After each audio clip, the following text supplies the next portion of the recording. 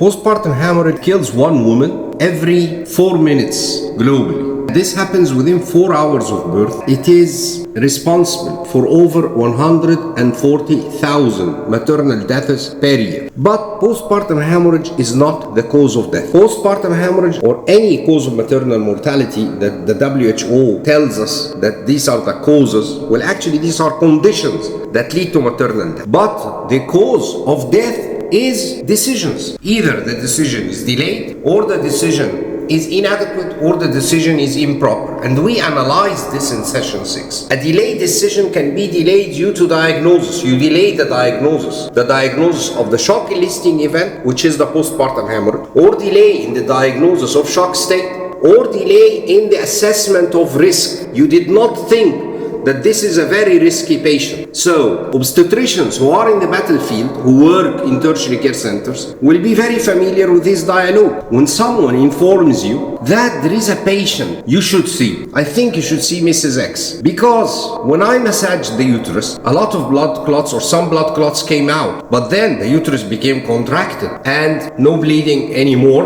and she's fine now. And then you ask, how is the vital data? And they tell you, well, the vital data are okay. Now, what is the significance of that the uterus is contracted? What does this exclude and include? Actually, it excludes nothing. Atonic postpartum hemorrhage is not failure of the uterus to contract. It is inability of the uterus to sustain a contraction. So if you massage the uterus, it will contract. If you give ecbolics, it will contract for a short time, and then it will relax again. So when it contracts, the bleeding will stop, and then it will relax inside the patient and start accommodating a lot of hemorrhage, a lot of blood, and the patient is not bleeding anymore in front of you because the uterus is relaxed, so it can accommodate the blood. All the bleeding is not revealed, it's now inside. And with the second time somebody massages the uterus, this will lead to gush off a lot of blood clots, and this is a second attack of postpartum hemorrhage. So atonic postpartum hemorrhage occurs in attacks. It's not like she's bleeding all the time. That's why traumatic postpartum hemorrhage, most probably they survive, because the bleeding is revealed in front of you, it's ongoing, you are panicking. But the atonic postpartum hemorrhage, the bleeding is not revealed, it's inside the patient, it's only revealed when you massage the uterus, and then the attack happens, and then it stops, and then you pacify yourself, and you continue treatment,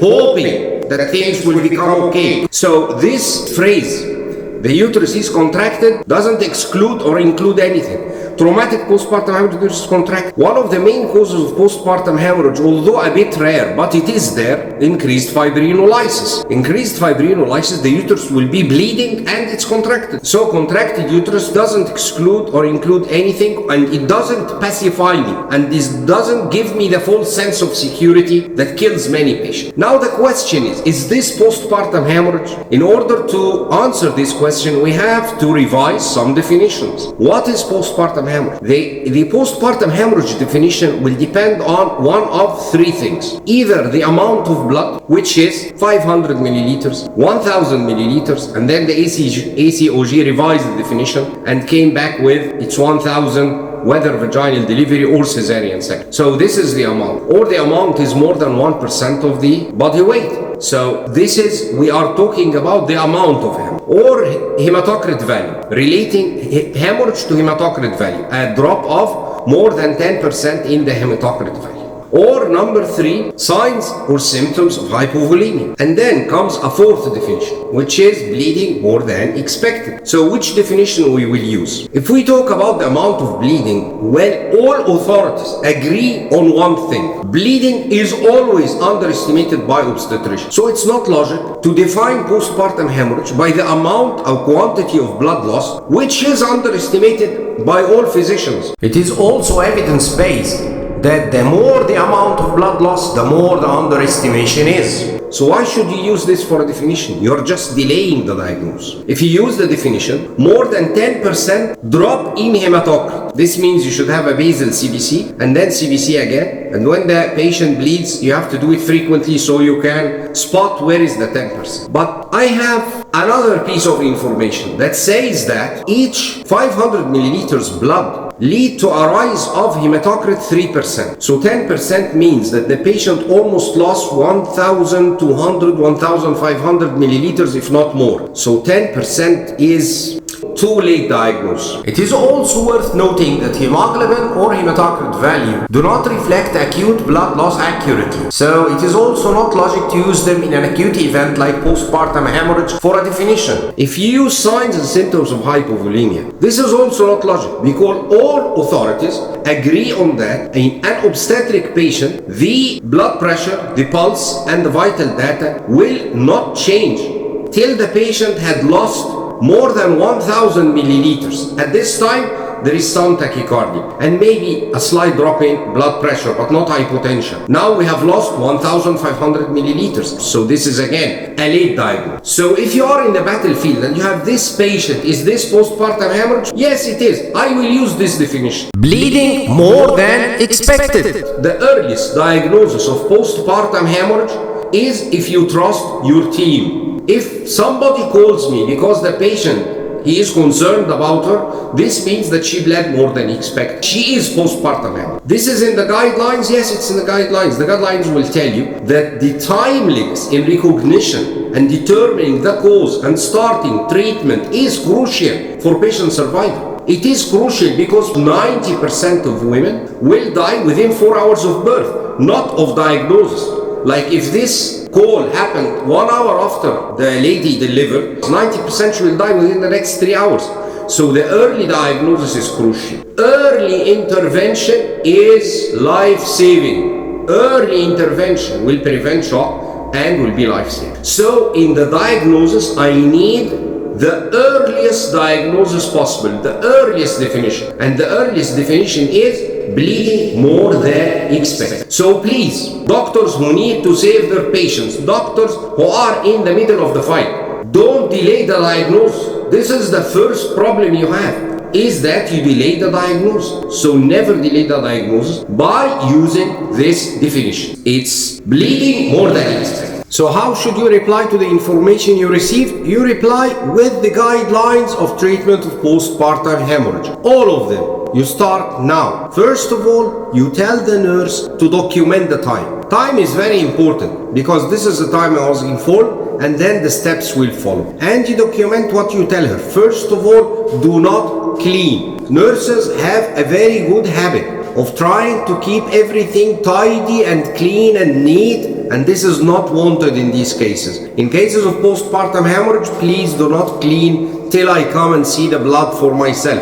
And if you have to clean, to remove the bed sheets, the pads, everything, just put them in a bin in the room. And with time, you will see how this is accumulating. But if you clean frequently and the patient is nice and tidy and there is no bleeding on the bed sheets, there is no bleeding on the floor, there is nothing, then you will always specify yourself. She looks okay. But if you see the bleeding, how it's accumulating, you will panic actually. So please, this is, just take my advice, don't clean too much, and if you clean, just put the things in bin in the room. And if the placenta is there, I want to examine the placenta. This is very important.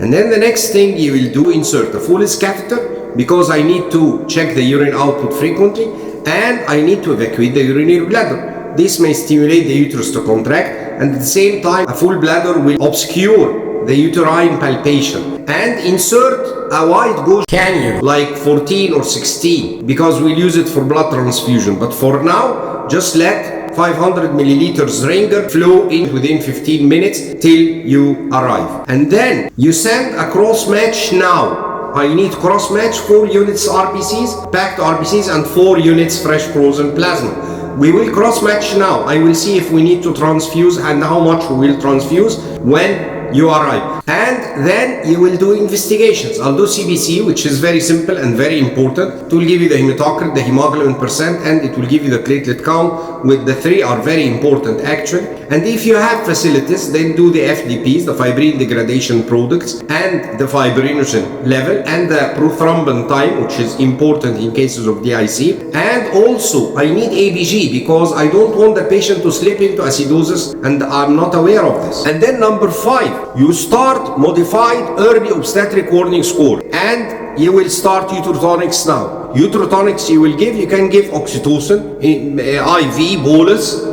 5 units, 5 international units to 10 international units, and you will start infusion, 40 units in 500 milliliters saline 125 milliliters per minute, and you can give ergometrin, methergine 0.5 milligrams IV or IM. And very important and often overlooked, you have to give tranexamic acid now. You give 1 gram. 1 gram is in 10 milliliters, 1 milliliter per minute. Tranexamic acid is very important because the increased fibrinolysis that occurs in pregnancy and can be hyperfibrinolysis and lead to postpartum hemorrhage can be well managed just as soon as after delivery. When you delay tranexamic acid, it doesn't have that much effect. Evidence suggests that tranexamic acid has no benefit if given 3 hours after the onset bleeding. So that's why I would like to give it early. And then you arrive. The important point here is that the senior obstetrician who is on call, he has to attend to the patient within 15 minutes. So the medico-legally, you have 15 minutes to attend to the patient. Now you arrive. So you have to estimate the blood loss. And most authorities will tell you 2 things about estimation of the blood loss. They will tell you that always obstetricians will underestimate blood loss. And number 2, that this underestimation of blood loss is the cause of delayed management of postpartum hemorrhage. I don't mind which way you will use. There is the visual estimation of the blood loss, and there is the quantitative estimation of the blood loss by weighing the pads or a graded reservoir. Most authorities are now trying to achieve a more accurate estimation of blood loss. However, for me, till they reach this, I will use my equations. These equations are based on expert opinion rather than on randomized control trials, because since up to today there is no method to accurately quantify blood loss, so we try to bridge the gap of underestimation through these equations. If I use the visual estimation of the blood loss, I will add the amount lost during birth, which is 500 ml for a natural birth and 750 for a cesarean section. And I will add 30% underestimation. Why I'm not using the amount estimated during birth? Because this is usually mixed to the amniotic fluid and it will give an overestimation. So it's better if I put a cutoff value of 500 milliliters, and then I will add 30% for the error of estimation. If I use a quantitative estimation method, then I will put the intrapartum loss, I will add the intrapartum loss, and I will add 15% an error margin. Also remember that the patient is still not controlled bleeding, so she is in an ongoing loss, so I need also to assess the cumulative loss that is going on. And all this is about quantity, it's not about rate. So the rate of loss is also important, because shock is the amount lost in a certain time creates more shock. If it's chronic bleeding, like for other causes, not postpartum of course, or not obstetric hemorrhage, chronic bleeding doesn't cause shock, it does cause anemia. So this is an acute loss. The rate is also important. So the cumulative estimation of blood loss and the rate of blood loss both have to be taken into account, not only the amount. And then see the character of blood. Blood which is dark and there are blood clots, this is most probably a ton. Blood which is fresh and ongoing, this is most probably a trauma, a tear. Blood that is fluid and thin blood and there are no clots inside or outside, this is most probably DIC. So just look at the character of blood. And then you have to examine the placenta and you perform an ultrasound. And I really don't know why guidelines do not mention that you should do an ultrasound on site in the labor ward. In every labor ward, a modern labor ward, there should be an ultrasound. If there's no ultrasound, it's okay, because all guidelines don't consider ultrasound. But if there is ultrasound in the labor ward, just do ultrasound quickly, look at the uterus. Maybe there are retained placental parts, maybe you'll see a lot of blood clots inside, maybe there is a hematoma or something. And then we come to the next point. First point was the delay in the diagnosis of shock eliciting event. Now we want to diagnose the shock state and we don't want to underestimate the problem. Now the shock, we will do 3 things. The assessment of perfusion, this is the modified early obstetric warning score. And to diagnose or to assess the acidosis, we'll do the ABG. Acidosis, of course, the definition is pH less than 7.35, lactic acid more than 2 millimoles per liter, and in the presence of carbon dioxide less than 42 millimeters mercury, so it's not accumulating. And I will assess DIC, and DIC I will use the score that I have given you in session 9. And this scoring, there is no patient with a DIC eliciting event that will not have a DIC. She's either pre-DIC if the score is less than 5, or she is in over DIC if the score is more than 5. So if you do the PT, the platelets, the fibrinogen, and the fibrin degradation products, and you find them normal, this doesn't mean that the patient doesn't have DIC. She is in a pre-DIC state. When you assess the shock state, my problem is that you may underestimate the risk. We started running. That's why I insisted in the phone call that I got to give all the instructions of the guidelines of postpartum hemorrhage, because if there is a shock eliciting event, a monster is unleashed. What do? You start running. So I started running. Now, how fast is the shock progressing? This is the assessment of risk. Not all shock states progress in the same rate. Sometimes the progression is so fast because the patient built is weak and she's thin. That's why one of the definitions related the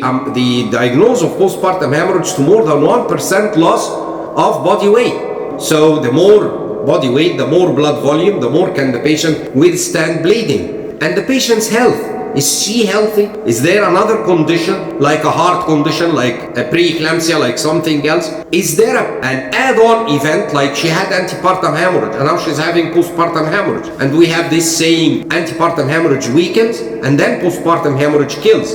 And the anemia, how much was the admission hemoglobin? Often underlooked, and it contributes massively to patient mortality. And the rate of blood loss, amount is something and rate is another thing you have to consider. And how much replacement I have in the bank, because if the patient is A positive and I have units as much as I want in the blood bank, this is different from a patient who is AB negative and the blood bank warns you only have 2 units. So you have to tailor your treatment in order not to need more than 2 units. So don't be fooled and leave the patient to go into massive shock state and you need 4 or 5 units.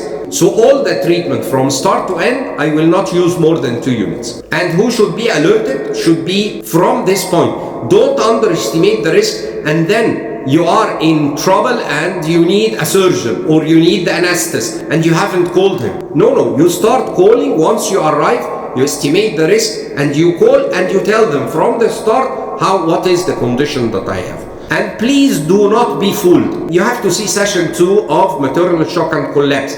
What is different about obstetric patients? Obstetric patients can lose huge amounts of blood and still their vitals are normal. And if you are fooled, you will not be the first. Patient death inquiries from 2009 to 2012, it was found that all lectures are based on Tocqueville textbook, your one-stop, postgraduate study source, and decision support platform. You have 14-day free full access trial. Follow the link in the description to start your trial. Remember to hit the subscribe button, and if you find this video useful, please like and share. The amount of hemorrhage was underestimated in 11 of the 17 women. That's 61% women who died. So even in UK, amount of blood loss is underestimated. Now, what is your next step? You need decision. Where is the decision? Remember, the decision means that there is a sign in the guidelines. When you find this sign, you do a certain action in a certain time frame. And 90% of women who die of postpartum hemorrhage due to delayed decision, as we said, die within 4 hours of birth. So I need a decision in the guidelines. What do guidelines say? There are 2 decisions in the guidelines we will be looking for. One is the pivotal decision, the examination under anesthesia. It is from this intervention that we will diagnose the definite cause of postpartum hemorrhage and start addressing the treatment. The second is the definitive treatment to arrest hemorrhage, which is hysterectomy. What do guidelines say about examination under anesthesia? We'll put examination and we'll search. This is not examination under anesthesia. Here it is the first mention of examination under anesthesia. It is not in the bolded guidelines. It is just at the end of the paragraph of pharmacological treatment that if you give carboprost and there is no significant improvement in 30 minutes, you should go for examination under anesthesia. And then it is not mentioned again. So it's only mentioned once. What do guidelines say about hysterectomy? Guidelines in postpartum hemorrhage will tell you that if pharmacological measures fail to control hemorrhage, surgical interventions should be initiated sooner rather than later. And they will tell you resort to hysterectomy sooner rather than later. Sooner rather than later, what does this mean? So how long should I try on with the pharmacological treatments? How many times should I repeat them? They don't tell you. And then the use of pharmacological agents should not delay recourse to surgery. Again, it doesn't tell you when the decision to embark on surgery should be taken. And then it tells you early recourse to hysterectomy is recommended. Fine. When is early? When? It doesn't give you the sign. It gives you the decision, but it doesn't give you the sign. It gives you a time vaguely, early, sooner, better than later, but it doesn't give you the exact time. And it clearly states that do not delay hysterectomy, the definitive treatment, while trying to do less definitive treatments in patients who are extremely morbid. So where is the decision? The decision is simple. First attack, you give pharmacological treatment, and if you don't have the facilities in your hospital, you transfer the patient to a tertiary care facility. If a second attack occurs, or if the patient continues bleeding for 30 minutes, you go for examination under anesthesia and the second dose of tranexamic acid. No third attack is allowed. Never. Not in labor ward and not in the primary care or secondary care health facility. I find it very strange and unacceptable actually when a patient is in postpartum hemorrhage and you keep on giving pharmacological treatment after pharmacological treatment after pharmacological treatment till the patient goes into the ICU. And this is all because in the guidelines, you don't have clear-cut decisions. So this is the clear-cut decision. First attack, you give pharmacological treatment. Second attack, shift the patient for examination under anesthesia. Don't wait for a third attack. From my experience, I tell you, third attack usually end up with the IC that fast. And you have 4 hours before the patient dies. 4 hours, the clock is ticking from birth, not from your diagnosis. So you don't have all the time to waste. You don't have all that time to go on with pharmacological treatment. Please take these decisions as a rule, and no more patients will die out of postpartum hemorrhage. So you do examination under anesthesia and you act accordingly. If there is traumatic postpartum hemorrhage, you do the surgical repair. If it is a rupture of the uterus, you'll do hysterectomy, or you may repair the uterus. Depends on many factors that are discussed in rupture of the uterus. If there is retained placental parts, you evacuate the uterus and evacuate the placental parts even by manual separation and curettage if needed. And if she is atonic postpartum hemorrhage, you try to control bleeding by compression until you open, and you try to do less definitive measures if you have the patient is not extremely morbid and you have time to perform them. And if the patient continues bleeding, then you go for hysterectomy. Of course, this is discussed in the theoretical or the academic postpartum hemorrhage in further details. But now I need the decision. The decision is I will go for examination under anesthesia. So if you take the scenario, it goes like this. You have a patient at 8 a.m., 24-year-old, gravid 2 para 1, arrives to labor and delivery for trial of labor after C-section, 2 lakh, and the patient has history of idiopathic thrombocytopenia. CBS reveals hemoglobin hematocrit 7.8 and 30%. This means that she is in a state of anemia. Platelets are 97,000. According to ACOG, less than 100,000, this is thrombocytopenia. This patient is at high risk of postpartum hemorrhage, and the patient has been typed and cross-matched with two units packed RBCs on home. At 2:30, the patient delivers a baby girl via VBAC, weighing 3,200 grams, Apgar score 8.9, quantitative blood loss after delivery 300 milliliters. The infant is stable and skin to skin with patient. At 1 hour check, the patient presents with atonic uterus and distended bladder. The primary nurse massages the uterus, the fundus, to note multiple clots and brisk bleeding. For us, this is postpartum hemorrhage. We start the uterotonics and we start tranexamic acid. Vital signs 36.9, blood pressure 95/50, heart rate 110 beats per minute, and the respiratory rate is 18, and the saturation is 96% on room air. The primary nurse asks the assisted nurse to weigh the quantitative blood loss by weighing and insert a full catheter. And the quantitative blood loss is estimated to be 1,100 milliliters. Now what should you do? Assessment of shock has to go objectively, not subjectively. So according to Meow score, to the modified early obstetric warning score, the score is 1. This means that this patient, there is no life-threatening condition, and she is not in compromise right now, but she is in jeopardy because shock will progress and she will be in compromise. So I still have a little bit time. So what do? I have diagnosed the shock event, I have diagnosed the shock state, and I diagnose it is compensated. I'll start resuscitation. I'll start giving blood. How much to give? We have already the loss quantitatively is 1,100 milliliters, including the intrapartum loss during delivery. So we will just add the 15%. It will add up to 1,265 milliliters.